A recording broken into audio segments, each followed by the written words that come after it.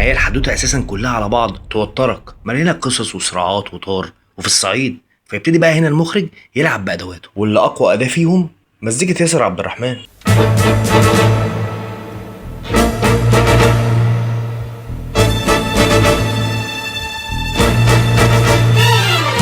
فتلاقي نفسك اول ما سمعت التيمه رجعت للمسلسل بحدوته بابطاله. ده مش بعيد تلاقي عقلك نفسه رجع للمه التلفزيون بتاعت زمان.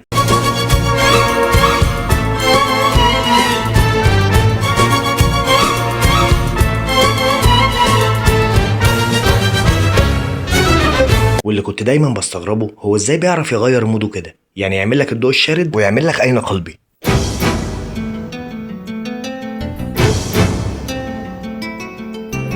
واللي كان ليها دور كبير قوي في المسلسل لو تفتكر، يعني هنا مثلا صحاب العمر حرفيا بيخسروا بعض. لو انا ماليش دعوه بولادك مش هيبقى لي دعوه بيكي. خلاص انت حر، مالكيش دعوه بيا. ايوه بس دي وصال بعديها امها ماتت ودول صحاب عمر، فلازم فاتن هتجيلها عشان تبقى واقفه جنبيها، وينزل ياسر عبد الرحمن عشان يخلص علينا خالص بقى.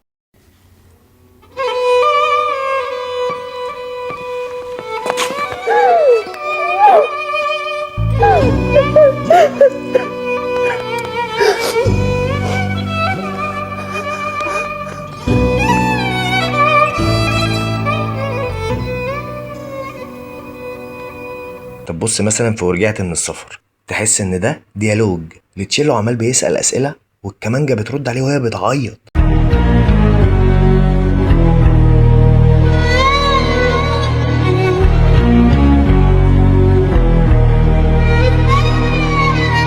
بص بصراحه انا مش عارف قصدي وصل لك ولا لا، بس هي حاجه تحس ان هي ما تتحكيش، يعني لازم تتحس.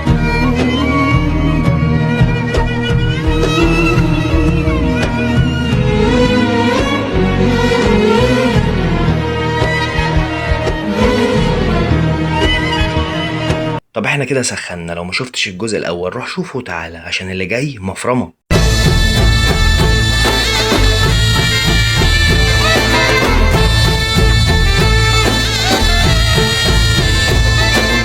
زي ما انت عارف ان دي مزيكة فيلم ليلة البيبي دول، بس للي ما يعرفش المقطوعة دي اسمها مقطوعة العراق، اللي مش بس عزفها ياسر عبد الرحمن عشان تبقى خلفية لأحداث الفيلم، لا دي كانت بتعبر عن الآلام النفسية والجسدية اللي كانت بتعاني منها العراق في الفترة دي. ومن رأيي ان مش بس العراق، دي الأمة العربية كلها، فلما تسمعها هتحس ان الآلات كانت بتصرخ مش بتعزف.